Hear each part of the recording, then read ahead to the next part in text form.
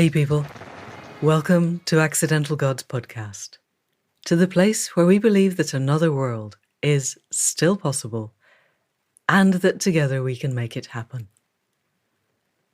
I'm Manda Scott, your host at this place on the web where art meets activism, politics meets philosophy, and science meets spirituality, all in the service of conscious evolution and increasingly in the service of finding a way forward to a future that is generative and flourishing and full of psychological safety, which is something we talk about in the podcast that you're just about to hear. My guest this week is Nathalie Nahai. Nathalie is host of the Hive podcast, which should definitely be on your must-listen list. She's also one of our triad in what is now our traditional solstice conversation with Della Duncan. But she's also an international speaker, a consultant, and an author of 2 books, the latest of which is Business Unusual: Values, Uncertainty, and the Psychology of Brand Resilience, which has been described as a book that offers a vital roadmap for how we might transcend old ways of doing business and charter a more resilient, purposeful, and values-driven path forward. It is essential reading for business leaders and educators alike. And having read it, it seemed to me such a goldmine of the kinds of things that this podcast is devoted to unearthing. And I wanted to talk to Nathalie in much more depth than we were able to do at our solstice conversation. So here we are, people of the podcast. Please welcome Nathalie Nahai. So Nathalie Nahai, longtime friend of the podcast, welcome back for us to dive in really to the latest developments in business that you've been following in your podcast and in your book. So before we start, how are things over there in sunny Spain when it's -5 out there on my yard and the water is all frozen and I've been hauling buckets all morning? How are you? That actually sounds really nice. I'm well, thanks. It's cold here and sunny, but I actually miss the winter. You know, you sort of get to wear lots of different layers, and I do. I don't miss the grey. I miss the cold. Yeah, it's nice actually because it's totally clear. It's beautiful. And the kites, we feed the kites. We've got 5 kites that come down and we're just watching aerial acrobatics in the sun. But in the shade, the water is still like 4 inches of ice. But still, it's better than, New Year's Day when it was like 16 degrees above and it was temperatures of May. And you're thinking, this is not how it's meant to be, guys. It's not that I love the ice, but you're right. It's a bit disturbing. Yeah. I feel like it's meant to be. Anyway, we're here to talk about Business Unusual, your book, Values, Uncertainty, and the Psychology of Brand Resilience. And even the title, I think, is one of the indicators that the world is changing, because your book reads like a really emotionally intelligent self-help book. Guys, this is really how to get everything together. And we can bring this into business. And my stuff around business is that it is the evil that's destroying the planet. Economics, business, consumerism, we just need to stop all that. Total systemic change and everything will be fine, but that probably means lots of businesses just not existing anymore. And you've gone down a different route of business can be part of the solution. So as we're going to dive deep into that, how did you get that idea? How did the book arise, really? But what is it that brought you to a level of self-complexity that let you see the overarching designs of this and then brought it into a book that, as far as I can tell, a lot of business people are really responding to? What a question. So that's a really interesting. So self-complexity, and then how that has kind of shaped the book. I think one thing that, and this has come up in our conversations around the solstice, we talk about what are you here for? And this is one of the reasons I find that question so difficult to answer, which is that I think as far as I can remember, I've always had a lot of different interests that aren't necessarily immediately obviously tied to one another, but nonetheless span different aspects of what we can engage in as humans, get interested in as humans. So whether it's, physics that my dad taught me at A-level, or it's art, or it's music, or it's belly dancing, or it's shamanic practice, or it's speaking on a stage, like all of these different things that maybe don't immediately seem connected. I've always had quite maybe like an ecosystemic approach to my interests, which is just a natural way that I am. And on the one hand, it makes life wildly exciting and fascinating, and I get to go on loads of adventures. On the other, it's also really hard because I'm constantly trying to make sense of how these pieces fit together and how to dedicate time to specific areas without risking or at the expense of others. So I think in a lot of my work, this pursuit of connection, how do the dots join up? What are the ways in which we can see bridges between things that others may not see connections between? So I think it arises from that just natural character. I feel like I've got maybe 5 or 6 different people in one, and I'm constantly trying to get this chorus of selves to sing somehow in unison without dropping any of the major voices. It's kind of, so I think when it comes to this question and questions of complexity, it's both a sort of an exciting invitation and a challenge to figure out, well, do these different layers and lenses connect? So if you're looking at layers of human existence, we spend so much of our time in work. I try and minimize the amount of work this year in particular that I do so that I can free up time to do stuff which is not going to pay me, but is really nourishing. But we can't argue that work isn't important because so many of us depend on it in order to survive. So there's kind of that aspect to it. Then at the same time thinking, okay, well, if we are going to show up for work, how can we show up and engage in a more meaningful, full person kind of way? Because it's going to make life more interesting, more fun from a business perspective. If you're trying to thrive as a business, it means having people who are well, who are engaged, who are able to perform. So it's kind of looking both from the business angle and from the human angle, and then thinking within the wider context, which is the amount of change that we need to make within our systems so that they don't absolutely collapse. And they're already unraveling, which you and I, talk about a lot in our conversations. Governments are not moving fast enough. So where can we make significant change rapidly? Where is there infrastructure, will, power, scale? And all of that, if we sort of find a way to galvanize people towards change, all of that you find in systems of business, because that's where the money is. That's where the power is. Consumers can exert immediate pressure on business. That doesn't mean waiting 4 years or however long it is for an election cycle. So I think there is great potential to look at business from that perspective as well. So not just on the individual fulfillment level and the societal impact that ripples out from that, but also from a top-down level, as in what businesses can do to foment positive social change, economic change, ecological change, at speed, at scale, because they're much more agile than governments are. No, it's a fantastic answer. And I'm remembering that one of your reviewers called you a rare polymath with deep expertise in tech, marketing, and psychology. And it's that polymath bit of bringing everything together that makes it so exciting and looking into the areas that really matter.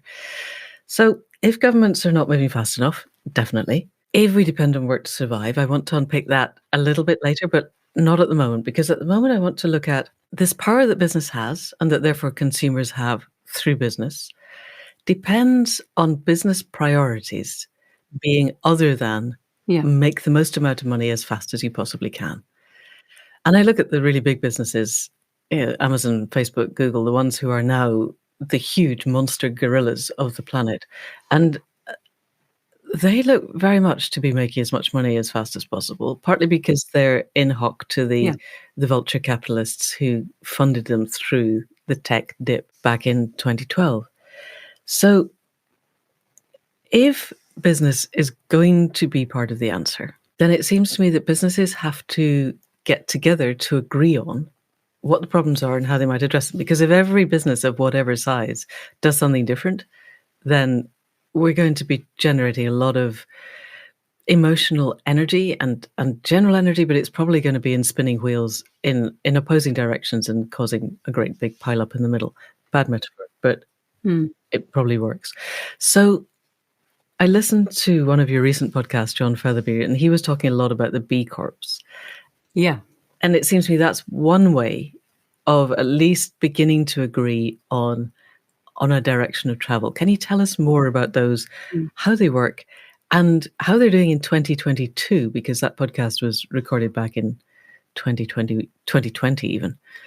Sure. So B Corps are companies that have to go through a certification process that have met very high standards of verified social and environmental performance. They have to be legally accountable and publicly transparent to be able to balance purpose and profit. And so basically, the certification process, which is very, very rigorous, ensures that businesses qualify along a whole bunch of different parameters in terms of their positive impact in the world. And if you look at the kinds of brands that are joining these ranks, you find that it spans everything from tech brands like Hootsuite to Allbirds, which is the shoe manufacturer, and Eileen Fisher, which is a fashion brand. And it's interesting because it creates a process through which, even if you don't go the whole way, and I know several companies that have, because it's so granular and so detailed, it actually acts as a framework from which to assess how you're performing, any sort of blind spots which we all have. And as organizations, these are often less visible, they're blind spots, but things that are sort of glaring omissions that maybe you need to take into consideration if you're going to have positive impacts in the world. It creates such a detailed, granular, practical roadmap that it actually really helps businesses to change structurally, which is what needs to happen if you're going to enact your values and create positive change in the world. So from that perspective, it's really interesting because it gives tools that people can actually employ. It gives a roadmap. Right. So yeah, and it's really worth checking out. Yeah, because I gather even if your business is just one person self-employed, you can at least use the roadmap. You don't necessarily have to certificate yourself, because that probably would take more time than it's worth, but you can have a look. Yeah. And as I understand it, they've got the triple bottom line of people, planet, and profit, rather than just profit as their benchmarks. How are those companies doing in a world that is still very much based on huge companies taking over smaller companies, and the bigger dog eats the smaller dog? Is there any feedback that you're aware of these companies flourishing or not within still quite a competitive marketplace? So one of the people I interviewed, Rita Clifton, who was absolutely brilliant. She's an extraordinarily accomplished woman. She was talking about how if you look at some of these larger brands like Unilever, their stable of sustainable, I guess, sub-brands, if you want to call them that, are outperforming the other categories. So you can see at that level, when you've got big companies or corporations that have cannibalized smaller organizations or businesses and then take on board some of the values that made those smaller businesses so successful and retain those values in the public-facing brand. So you're buying a sustainable or ethically sourced, bar of chocolate, let's say, but it's still from one of the major corporations. You're seeing that actually through the higher performance of those specific sustainable categories, consumers are still making the choices that are aligned with their values, which then gives feedback to the corporation to say, we want more of this. At the same time, you've got a lot more talk now in general culture about regenerative business practices, which is tied to local resilience. And we know from, the research around younger consumers that, for instance, 62% of Gen Z, who are the younger folks who are beginning to enter into the workforce, they prefer to buy from sustainable brands, as do millennials. We know that 40% of millennial folks will accept one job offer over another because of a company's environmental credentials. They'll even take a pay cut. Right. And that by 2029, so in 7 years, consumers who were born between 1981 and 2012 will make up 72% of the workforce. Obviously, it's going to take a while for people to climb into leadership positions. But if you start to look at those sorts of stats and you realize that these are people who will come into the majority of workforces and be in the majority as employees, as leaders, within 7 short years, with a different set of values, who hold brands to higher account, especially when it comes to ESG, when it comes to social justice issues, taking a public stand. Can you explain what ESG is? Sure. So it's environmental, social, and governance protocols. Okay. So making sure that you have good principles and practices around your sustainability, around HR practices, so looking after your people, human resources. And then what was the last one? Environmental, social. Governance. Yeah, and governance, exactly. So people are more interested in brands kind of at their heart, baked into the DNA, doing and being good, and not just slapping on a bit of corporate social responsibility by, I don't know, supporting a local charity, what have you. It has to be internally consistent. A value of a brand has to be lived from the inside out in order for it to be robust and to be seen as something which is worthwhile for people to either come in as employees or to buy from that brand as consumers. Brilliant. This is sounding very resonant with Sam Conniff's idea of be more pirate, of get into your company and be the person who stands up and goes, you know what, guys, this meeting is pointless and we're not going the right direction. And if one other person stands up and goes, yes, you're right, you can go to the other room and go, hey, guys, we're going to have a meeting over here that actually makes sense. Anybody want to join us? And if that kind of thing can happen. So I'm hearing that in Unilever and similar sized companies, the brands that we would think were more aligned with our values are doing better. But that doesn't mean that they stop. They're sub-brands that are basically, first of all, channeling really bad stuff out, let's particularly Unilever, for people to eat. You know, the really cheap stuff that is full of empty desert, absent nutritional value stuff that's going to give you diabetes type 2 within a couple of months. They're still peddling those. Mm. And until they stop, then the system hasn't changed enough. It's just that they're able to cream more money off people who are prepared to pay more to salve their own consciences. How do we get round that? Is there any sign that they're thinking about changing that sort of thing? Yeah, because the thing is, we're talking about incremental change within a system which is exploitative. And so the question, I guess, is how do you move towards a future or build a future where you're not exploiting, but you are allowing people to compete? Because, you know, I think there is a human drive for competition. And so to compete in a healthier way, that doesn't mean extracting more than you give back. So I think when we're looking at these businesses, it's tricky, isn't it? Because as long as you have systems within which you have great scarcity of money in order to buy food, scarcity of healthcare, scarcity of equal access to education, etc., then you're creating the conditions within which people will be forced to make poorer choices based on what they can afford, based on what educational access to knowledge they have and information they have. So I think that's really, you know, it's what you talk about a lot. It's like, how do we create the deep change that's necessary for other changes to emerge as knock-on effects almost? On the flip side, so I sort of, if we're thinking about change that happens at grassroots levels, during the pandemic, what was really interesting to see was there were lots of examples across different countries, from the US to the Philippines, of people coming together and working land in order to produce food for people who are most food insecure. So whether it was in New York, where there was a patch of land that was used as a teaching garden, and they suddenly realized, well, actually, rather than teaching, we could actually grow all this abundant food and then give it to people or sell it at a very low cost to people who need it. Or in other places, having urban gardens on the top of roofs, you know, necessity breeds innovation, or maybe it just pushes you to be a bit more imaginative and creative. I think there are examples of people suddenly making that leap and realizing, to the point around systemic change, that you don't have to buy everything plastic wrapped from a supermarket.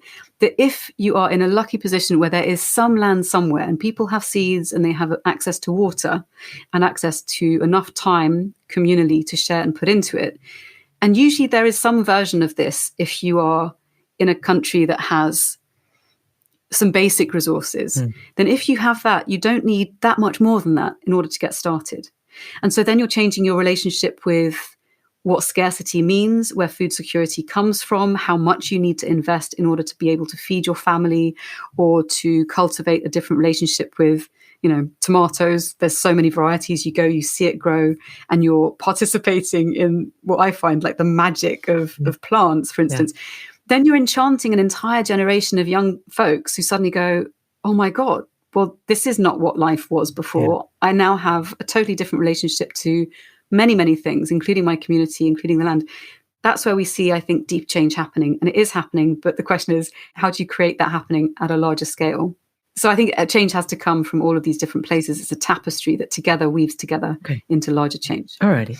That's my feeling at this stage. Yeah, no, and it's good. And you're right. And I'm really interested in that balance between the human instinct to compete and the human instinct to cooperate. and create community, and whether we can find, because you're right, both exist, and businesses like making profits, but I have seen some models where any business can make a certain amount of profit based on an algorithm of its size, a product of its size, say, and an amount per unit of management or an amount per employee, and anything above that, they have to give away. And then you define how you give it. And I can imagine people gaming the system by setting up charities that happen to employ, their sister and their best friend and, everything that the Tory government is doing now. But there will also be loads that don't do that. And that would be a healthier way, rather than you can accumulate trillions and then send a rocket to the moon that burns up more carbon than a billion people would have done. That's just insane. Yeah, but it's still happening. And that's what happens when you let people who are fundamentally still teenage boys playing games grow up on Star Trek and give them infinite power. So we need to change that. Which is awful, because actually there's so much in Star Trek that was amazing. I'm an avid Star Trek fan. Oh, are you? All the great stuff. Yes.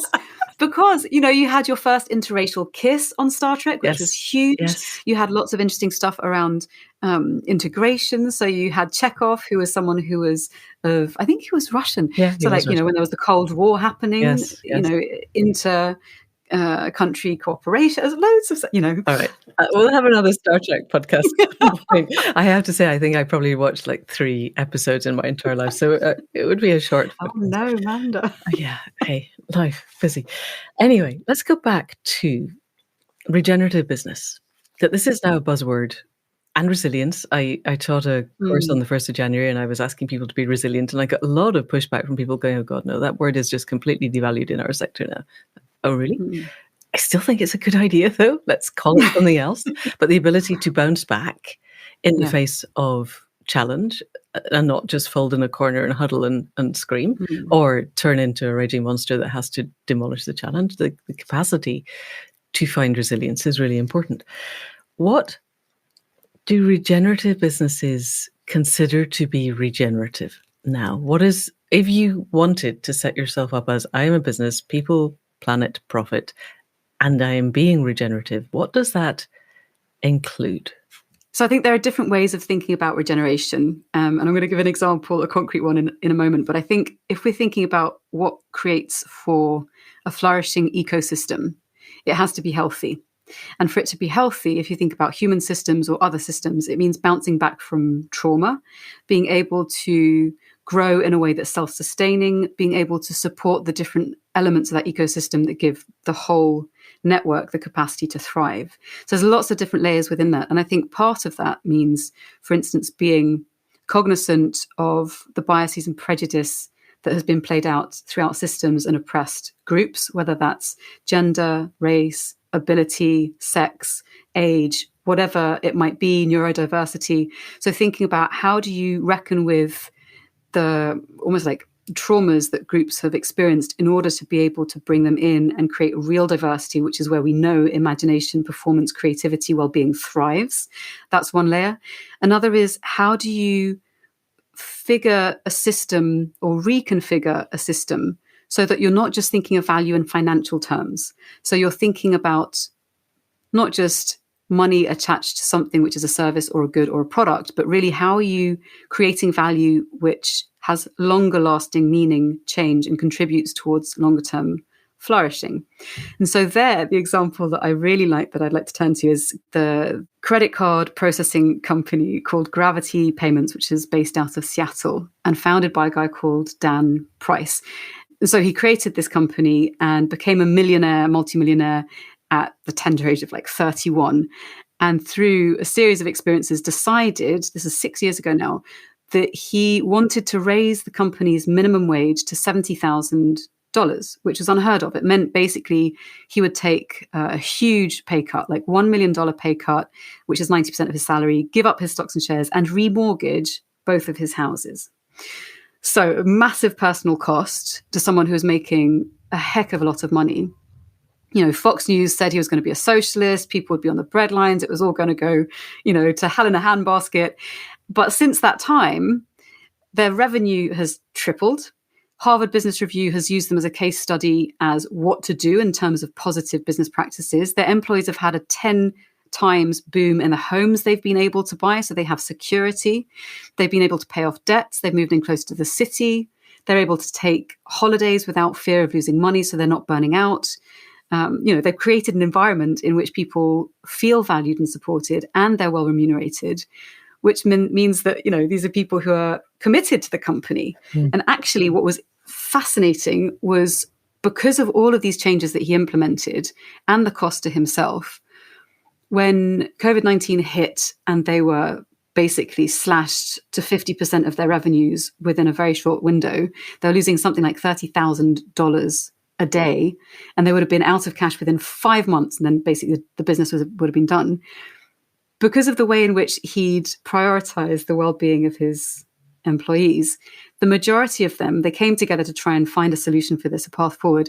The majority of his employees actually volunteered to take a temporary cut in salary to protect the company and to save their jobs and to save gravity payments. And within 24 hours, the majority of the staff had pledged over $400,000, which was about 20% of their total payroll.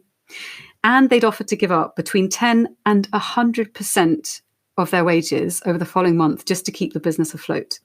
So because he'd make a personal sacrifice, people came together, volunteered to sacrifice themselves so they wouldn't have to hike the prices on all of the small and medium enterprises that they were funding, which were already going through a difficult time because of COVID. So there's just such an interesting case study of what you can do when you show people respect and you sacrifice in the name of values, in the name of community. And since then, he's now become a very vocal advocate for better business practices. And he's someone that people can look to as a leader who is doing something better, who's walked the talk, and who can navigate the way for other leaders in other businesses who want to make similar changes, which is amazing. It is. It's so inspiring. And the interesting thing is, this is a credit card payment company. It's, right. It's right locked in there in the middle of free market capitalism. It's not, I don't know, growing organic almonds in a nice way to keep the bees happy. Right. It's processing. It's in the heart of the credit beast. Cards. And as I understand it, when he first made this announcement, 2 of his staff members walked out because they thought they had bought into the whole James McGill Buchanan mindset that you have to keep people poor to keep them working, except the very rich ones who obviously keep working even when they're super rich because they're different somehow in their DNA. But everybody else, if you don't keep them poor, they'll just stop working. And as you said, Rush Limbaugh and Fox News said, this is appalling. Socialism is the worst thing. This guy is just acting socialism, and that's just heinous. And what and he said they would use. That he looked forward to Harvard Business School using them as an example of how to destroy your company. Exactly. And now, of course, Harvard Business School uses them as an example of how to make your company value its people and be wonderful. And I guess Fox News is probably not reporting that. But somebody else is, even if it's only us. And the interesting thing you said, they created a workforce that feels valued and supported. And I wonder, do we know, and we might not, has he changed to a more horizontal structure within the company? Has he done any of the other things that the more regenerative companies seem to be doing, as well as shifting the remuneration system? That I don't know. He might have done other changes as well. I mean, I'm not sure. I know that he, in the interviews that I've seen, I know that he has good relationships with and takes advice from people at different levels of seniority within the company. I don't know how that translates in terms of the actual structure. So whether it's remunerated based on, your level, etc., if there's big changes or differences there. But it'd be interesting to find out. I'm remembering something that I think was on your podcast, which was a games company in Iceland that had such a horizontal structure that when a group of people who had been working on a particular game all went off for a day in the sauna, having realized that they weren't really enjoying themselves, and it's Iceland, so you sit in the sauna and you go, we're just not having fun. And if we're not having fun, then the game probably isn't going to be fun. Hey guys, we just need to cancel the game. And the boss is having a day off because, hey, that's what you do. And they don't even have to tell the boss. They just announce on their Slack to everybody else, our project is cancelled. We're basically free. If you want something else, we'll come and play with you. And everybody's cool with that, which I part of me is going, yeah, of course they're cool with that. Why would you do anything different? And then a part of me is remembering my brief period in a computer games company thinking, no, that would not have been cool. That would not have gone down well with the boss at all. And that was David Rowan, who wrote about it in his book, which is called Non-Bullshit Innovation. And he was looking at companies that have a high level of psychological safety and good relationships between the different people who work there, from the bosses to the people who are running the teams to the people in the teams. And how when you have that and you have a very clear mission, you're able to make much more rapid decisions when you're at that crunch point and you think, okay, well, if there is the question of sunk costs, so we've sunk lots of time, energy, and effort into a specific project, if you know that you've sunk that cost into a project and it ceases to be able to get you closer to your goal, you can quite readily see it and then make that call and cancel the project. So it's kind of, it looks at those sorts of elements as well. So psychological safety being a really key. Psychological safety. So let's talk about psychological safety, because most of the people that I interview in this podcast are in levels of what Eva Bishop called pre-TSD, as in we're expecting the trauma of climate and ecological collapse and social collapse and cultural collapse and political collapse right around the corner. And we basically, if we're losing sleep, it's over that. To be in a position of psychological safety seems to me where we all want to head. That in the end, we want to wake up in the morning and have that leap out of bed going, I don't know what the day holds, but it's going to be utterly amazing. And the world will be a better place by the end of it. That is our joint and collective endpoint. It's just that we all head for it slightly differently. So how do companies create psychological safety within the workplace? Great question. So the first thing to say is that there are different meanings of psychological safety in different contexts. So what you've just described, which is absolutely glorious, is waking up and feeling psychologically safe within your environment, to be able to take risks, to be able to dream, to be able to imagine, which is wonderful.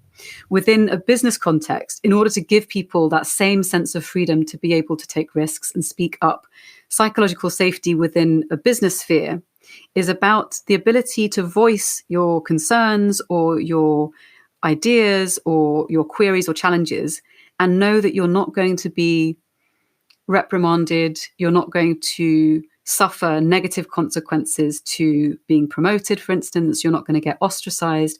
So it's about not being penalized for voicing whatever it is that you want to voice in a respectful manner. So it looks at team dynamics specifically. So we know that in order to have a relationship with one other person, for it to flourish, there has to be trust. When you expand that into a multi-person dynamic, when we're talking about teams, you have to have a sort of a stronger cooperative sense of trust, which then gives rise to psychological safety. So it's about saying things like, and making sure you enact upon things like, we need to hear from you. What is your opinion on this? We need to make sure that everyone has a voice so that we can make better decisions. So that's what we mean when we talk about psychological safety within a physical business and virtual business context. So then in order to do that, you have to be quite intentional, right? Because especially within groups where our desire to fit within a group to, retain our membership, especially if it's got money attached, promotions attached, status, etc., our desire to conform can be very high because our fear of being rejected is also high. So then you're talking about, in order to create an environment where people don't fear being rejected, you have to create a sense of belonging.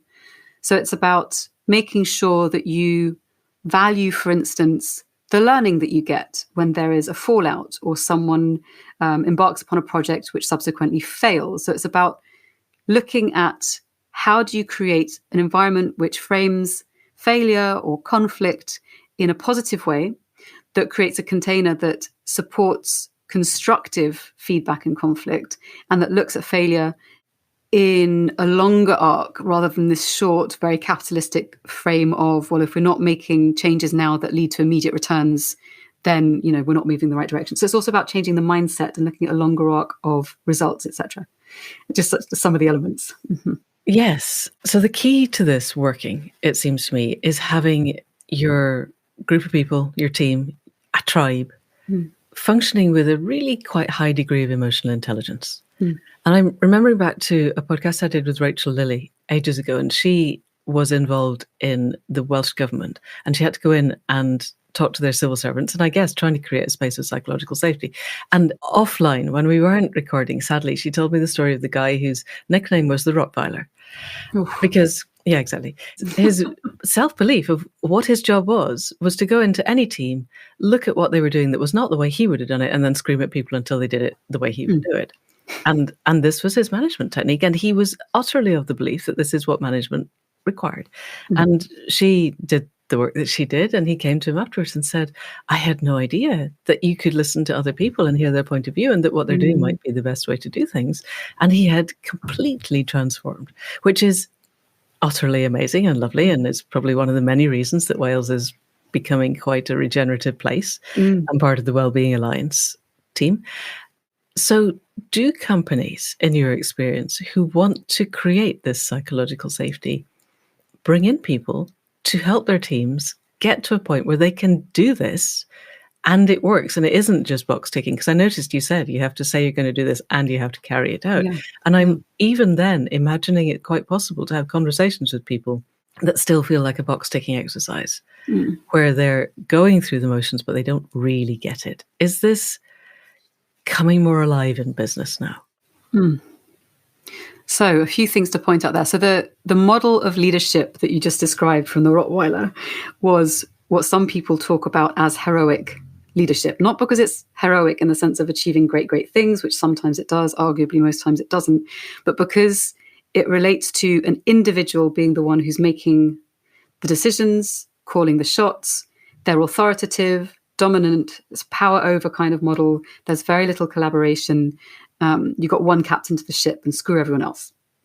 That's kind of, I mean, I'm painting it in a bit of a bleak way, but that's kind of the idea. That's what it sounds like. And a lot of people, I think, experience that at work, and it's horrible. Yeah.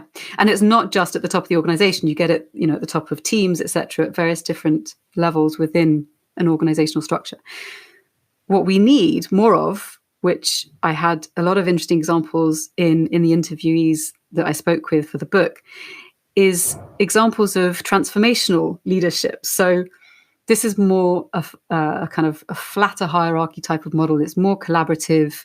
It's where, for instance, instead of shouting commands at people, I like to think of it as an orchestra with a conductor who's very attuned to what the people within the orchestra need to do in order to flourish as a group, when to allow certain ones to sing, when to bring it down. And it's this kind of bringing out the potential in everyone in a way that is harmonious and aligned towards a particular goal.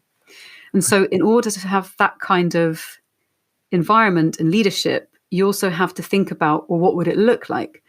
And so one of the people I interviewed, Amy C. Edmondson, who's one of the leading researchers and professors and writers and thinkers in this area on psychological safety, she was talking about its importance in terms of making differences discussable, which she described as a cultivatable skill that starts with curiosity. So a reminder that we should be interested in one another, having an orientation towards collaboration. So being able to approach each other across a boundary, whether that's a boundary of nation, of function, expertise, whether it's in-group, out-group, across the lines of any number of things that you can think about, identity, for instance.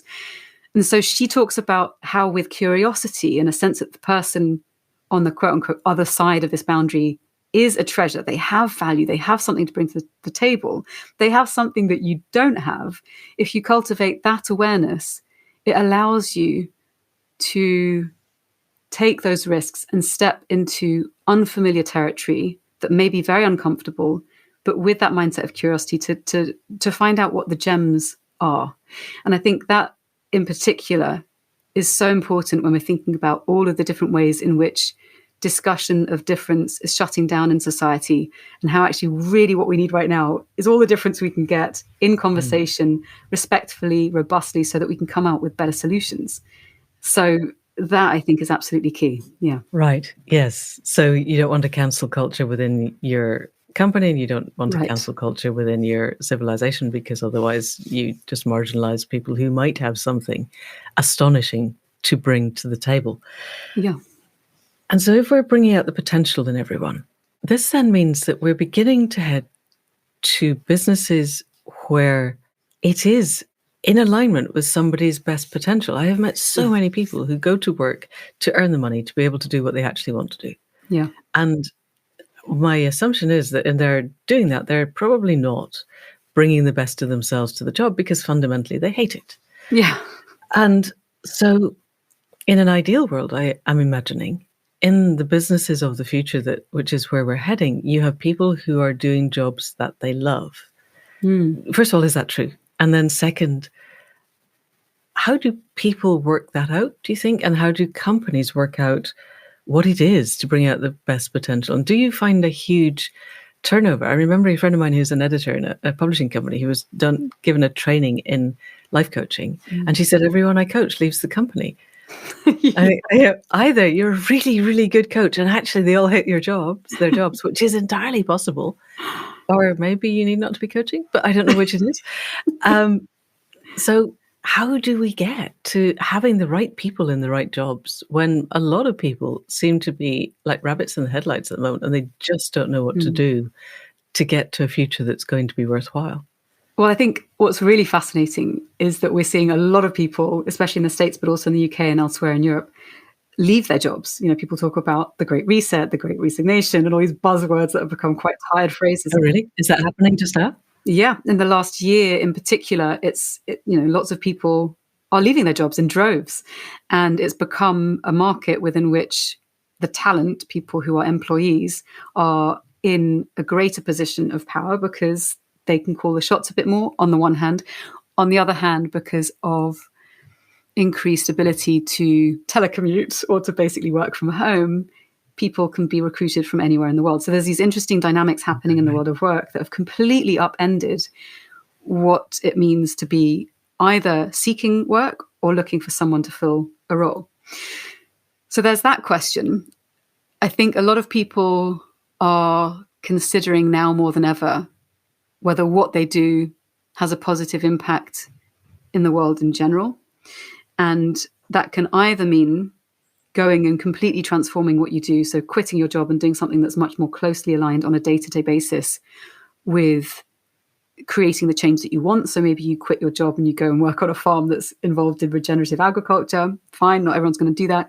Or it can mean taking a pay cut and working for a company, for instance, software design, but it's a company that has a very sustainable ethos, that has an infrastructure which is very green, or whatever it might be. So it's about weighing up these different needs, drives, and motivations. So how do I do something which is closely aligned with my values, that has a positive impact in the world, where I do make good money, where I'm intellectually stimulated, where I have a sense of belonging and team camaraderie, or I have a sense of flexibility, or as, a working mum, I have flexible time, or as a woman who's undergoing the menopause, she has support in the way that she needs it, which is another topic which is very invisible. But again, now it's starting to be made more visible.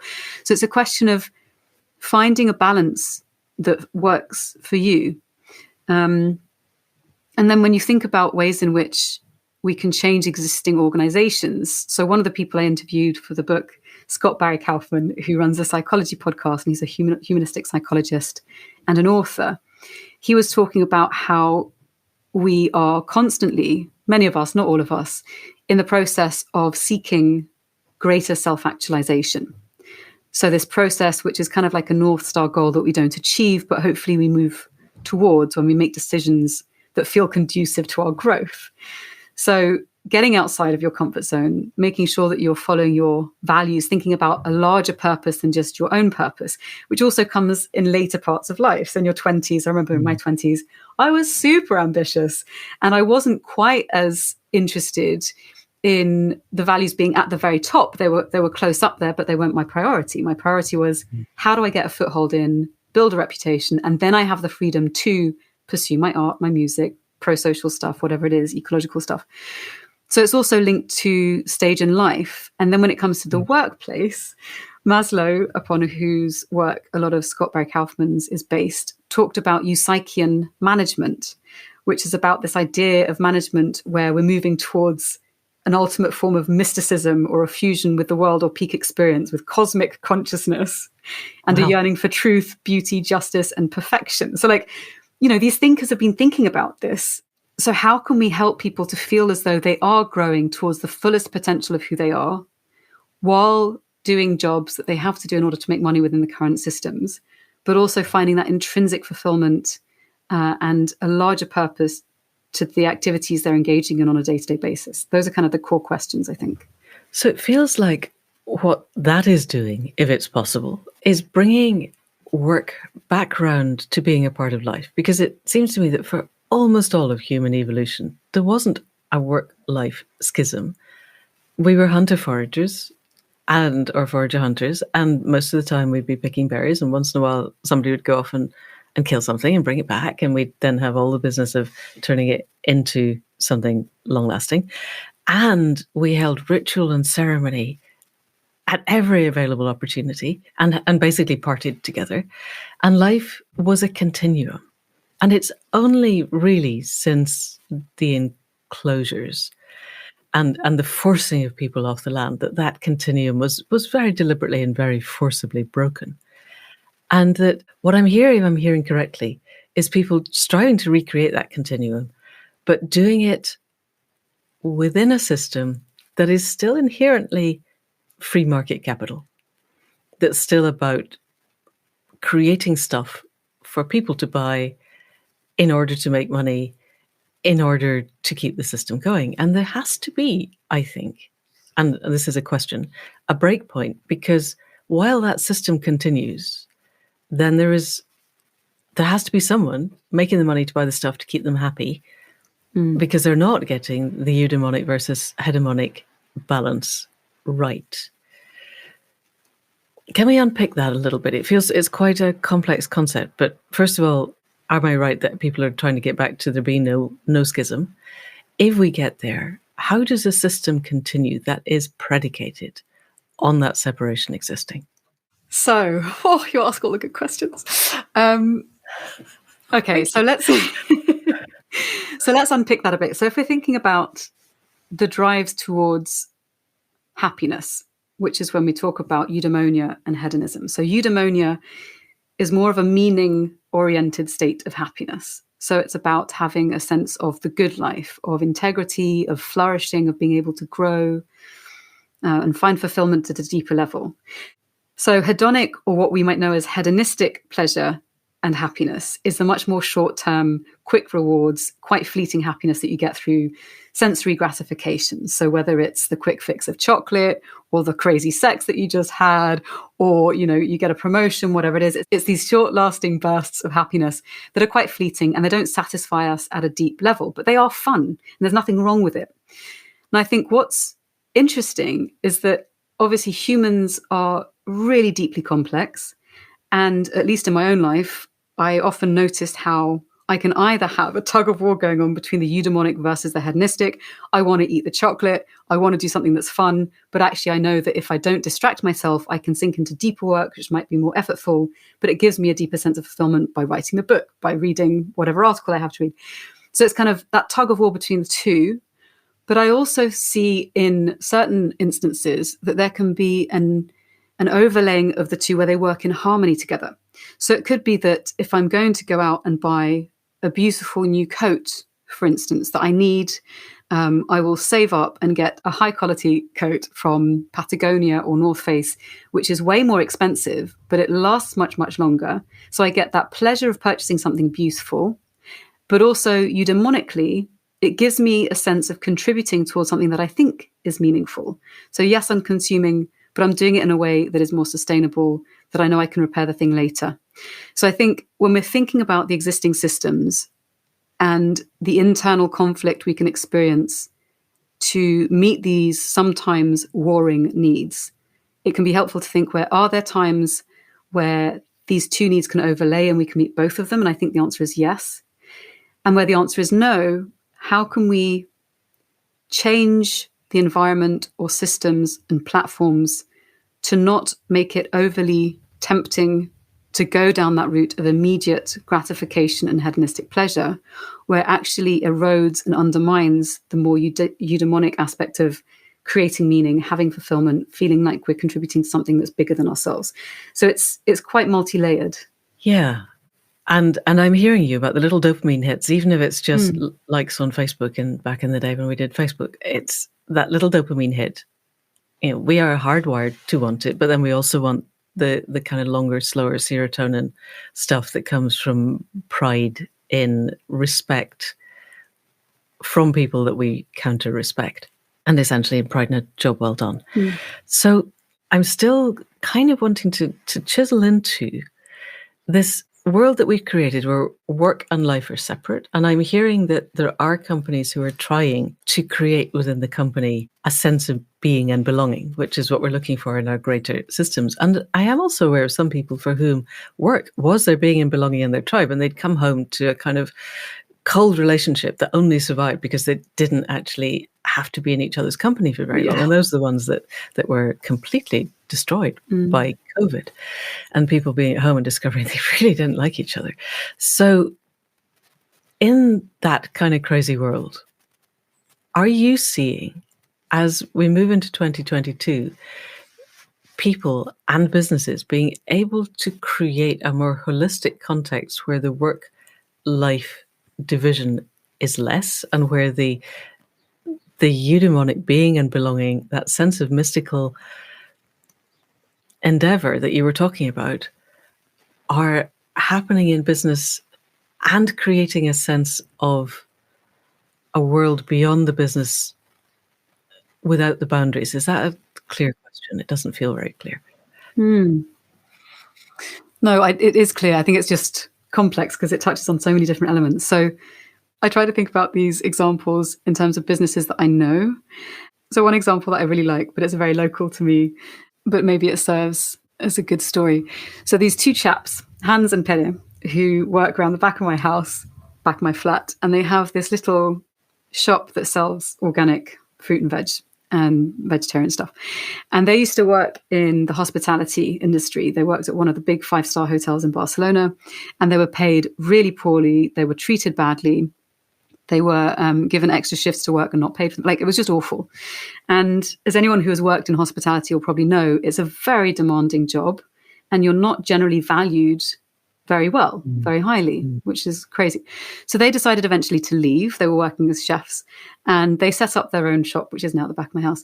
And during the pandemic at the beginning, I started realizing that, I mean, I was already shopping in independent shops, but I started realizing if I don't buy really locally, these shops are going to close. So I basically swore off all the supermarkets, apart from when it comes to like buying tins of beans or something. So I swore off the supermarkets and I started buying there 2-3 times a week. We struck up a relationship with these two chaps and realized through conversations with them the story of why they'd left, why they'd set up this shop, and how they had strong connections, meaningful connections with people who are small farm holders, who then bring their products in. Everything is seasonal. And how actually when you scratch beneath the surface, they were in relationship with people that they would see every week. They had local people who live in the specific barrio where I live that would come in and buy from them, that would interact with them. And it was this really simple example that maybe harks back to a more traditional time where you would have your high street, where you had all of the stuff that you just described. You had meaning, community, connection with the land, connection with the people that you buy from directly, no middlemen, provenance of the resources, what have you. All of that was present in high streets back when people sourced their products and communities locally. And that's starting to return now. And so I think it's very easy to kind of look for these big examples, and I'm sure they are starting to exist. But actually we see it throughout patchworks of cities and throughout Barcelona as well, as many others. You see it on a tiny level of these sort of seeds of change, which are alive and thriving and well and have weathered the storm of all the lockdowns. So I think there's a lot of cause for optimism in seeing these big ideas played out in tiny places. Okay. And maybe if a lot of people are beginning to leave their jobs and do exactly this, start creating the small businesses that have meaning for them, then the people left behind in the other jobs also then are able to require better circumstances in their businesses, because we get to a point where the businesses are not able to just hire whoever will take the lowest wage. Yeah. Which would be great. So we're heading towards the end of our time. I'm thinking back to the most recent podcast of The Hive with John Featherby, and him talking about things that 5 years ago were just not on the radar, and now everybody pretends they are, that they go through a phase. I loved his wording of social permission, and then social acceptance, and then social expectation. And that was recorded a while ago. And I'm wondering, as we close, whether you've come across other examples of things that are going through that change. He was talking about businesses having to create a sense of meaning in their employees. And so what is the leading edge of the wave now that's getting to the social permission stage and will be getting to the social expectation stage, presumably quite fast? I'm guessing that cycle is probably moving faster at each iteration. Is there anything that arises there? Yes.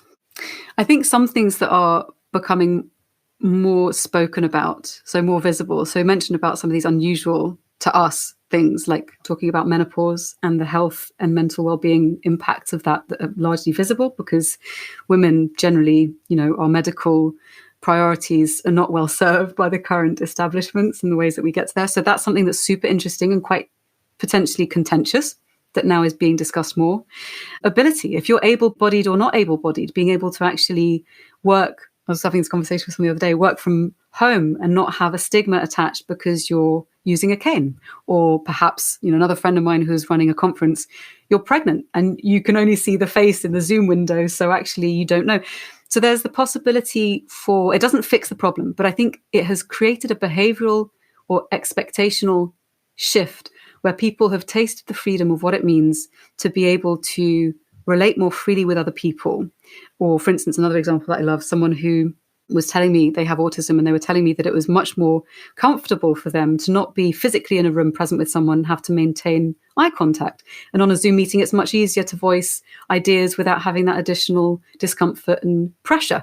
So all of these different ways in which people have been supported and facilitated in the interim through technology has given rise to an environment in which I think it's more possible to discuss what different people's needs are and to be able to talk about it frankly and say, well, actually, maybe our current physical offices are not fit for purpose and we need to be able to make them more supportive of people with all of our varying needs and necessities. So I think that's one area. Issues around transparency and trust. So provenance of where goods come from, where services come from, using blockchain technology to be able to track the kind of the passage of a specific item from the point in which, if we're talking about sheets, let's say the cotton is collected all the way until it's packaged and brought to your doorstep, talking about transparency in that way. People are expecting that.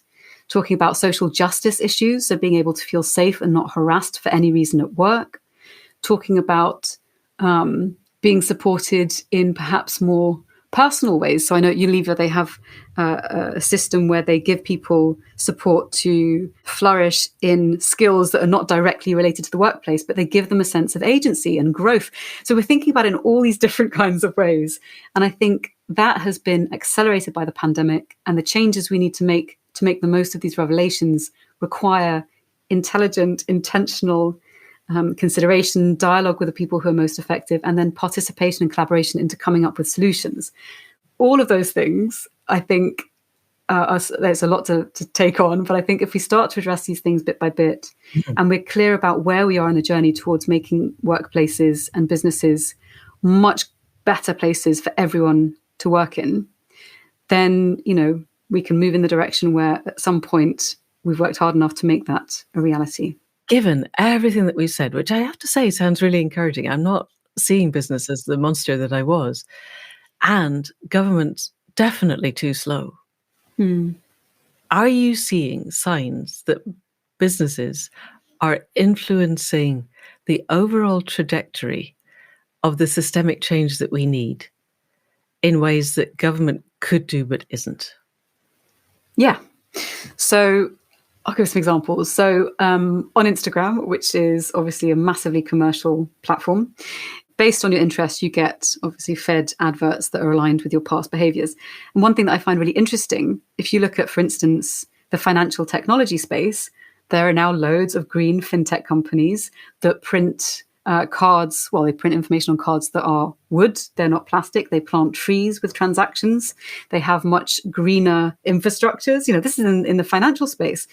I'm also getting adverts for, Cavalier, which is like an underwear provider, and they use models with all kinds of body colors, shapes, levels of ability for men, for women, in between the genders, across the full spectrum of physical expression, which I find very exciting. Yeah.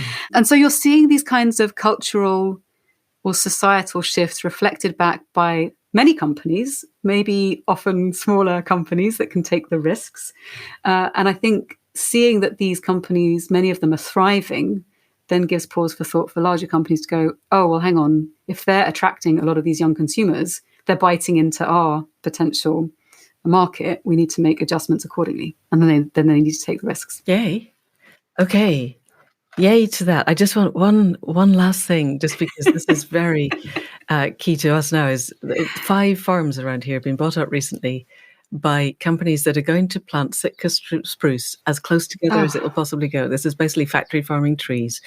There has work been done that more carbon is released in ploughing the land to plant the trees than the trees will ever sequester. And yet those companies are going to be able to say, we're planting trees. So they're taking farmland out of food production that could be made regenerative, that could be sequestering carbon, helping with water flows, creating biodiversity, and they're creating carbon monocultures that are actually not sequestering more carbon than they were doing. How do we get that out there? Because I think they probably think they're doing a really good thing. They've said to somebody, oh God, we need to plant trees. Company A has come along and went, we'll plant trees for you. Give us the money. And this is what they're doing. Ticking the box. Yes. Well, I think as with everything, there's a cynical perspective, which is just we've ticked the box and that's it. There's the less cynical perspective, which is we know this is important. We need to do something. Company comes along, says we can do it for you. Okay, great. That's done. We're doing something good for the world. But as with a lot of these movements, a lot of it comes down to education. So for people understanding that actually monocultures are part of the problem. And then also being able to name these case studies, fight against them, and change the public discourse so that we know that actually there are alternative ways that are much better. So I remember a while ago, I think it was Rewild Britain, that were trying to rewild vast tracts of land, which is great in principle, brilliant, right? In principle. And there was, if I remember correctly, these two people who were trying to create, they'd submitted plans for a permaculture plot. And they'd basically been taken down. They were saying, no, you can't do this. We need to rewild anything. And they said, well, no, what are you talking about? This actually will increase yields. It will increase biodiversity. It'll put soil quality back to levels that it's, from before it was degraded. And in the end, they had the conversation and they were able to continue. So it's also the fighting for a better vision of what's possible by giving people an example of a different way forward. Yeah. And so I think now's the time for more of those conversations, and they are happening and they're making news headlines in certain areas. So there is absolutely hope. Yes. And if anybody has a business out there and wants to do stuff, then I would say, for me, one of the obvious things to do is to buy up the farms and then give them to the Ecological Land Trust, who will bring in the young people who are desperate to work with the land and on the land, and who have the skills and have the knowledge and have the training to create regenerative farms, and that's going to be, in its own way, a far better way. And then we also have bringing people back to the land and common ownership, which are 2 things we need. So if anyone from Unilever is listening to this in the very unlikely event, and you want to put money into good stuff, that's the good stuff. I use Unilever as a generalist. What did you say? Sorry, I spoke over you. It's a good call. And they do a lot of good stuff. So if there's any company that could do it, they should. Is there anything that you wanted to say as a last hurrah for business that we could take away? Oh, actually, there is a resource I'd like to point people towards, if that's all right. Go for it. Yeah. So one of the things that I was looking at in the book was values and how they shape behaviors, but they're often implicit and intangible. So I created a free tool you can use based on Schwartz's basic theory of human values, which is thevaluesmap.com, which is a platform I created in collaboration with Dr. Kiki Leutner of Goldsmiths University. And it's a 40-point questionnaire. You fill it out and it will tell you what your values as a business or organization are and how to enact them more fruitfully throughout your brand, your structure, your mission statement, your marketing. So if you want to have a practical, tangible output and guidance on what to do next with values in business, check that out. We put a lot of work into it and made it free so you can try it. So yeah. Yay. Check that out, and then check out the book if you want to check out the book. I will put a link in the show notes, definitely. Yeah. Yes. And the B Corps, definitely check out the B Corps. Yay. And I've just found the values map. Link will be going to that in the show notes also. Awesome. So there we go. Thank you, Nathalie, so much for coming on to Accidental Gods. It is always so interesting and inspiring to talk to you. Such a pleasure. Yay. We'll do it again sometime. Thank you. And that's it for another week. Enormous thanks to Nathalie for writing her book in the first place, and then for being so generous with all of the insights that it brings. I do genuinely feel more hopeful about the possibility of business affecting change than I do about our current political system. And at some point in the fairly near future, we will be talking to people about how we might change that political system to one that actually works, perhaps in harmony with regenerative business. In the meantime, however, I will put links to her book and to the values map and to B Corps in the show notes, which you will find on the website at accidentalgods.life. In the meantime, we will be back next week with another conversation. Huge thanks to Caro C. for the production and the music at the head and foot, to Faith Tilleray for the website and the conversations that make this possible, to Anne Thomas for the transcripts, and to you for listening. If you know of anybody else who wants to be part of the generative dance of the world, then please do send them this link. It's by word of mouth that we grow. Although 5 stars in a review on Apple Podcasts is also helpful. And that's it for now. See you next week. Thank you, and goodbye.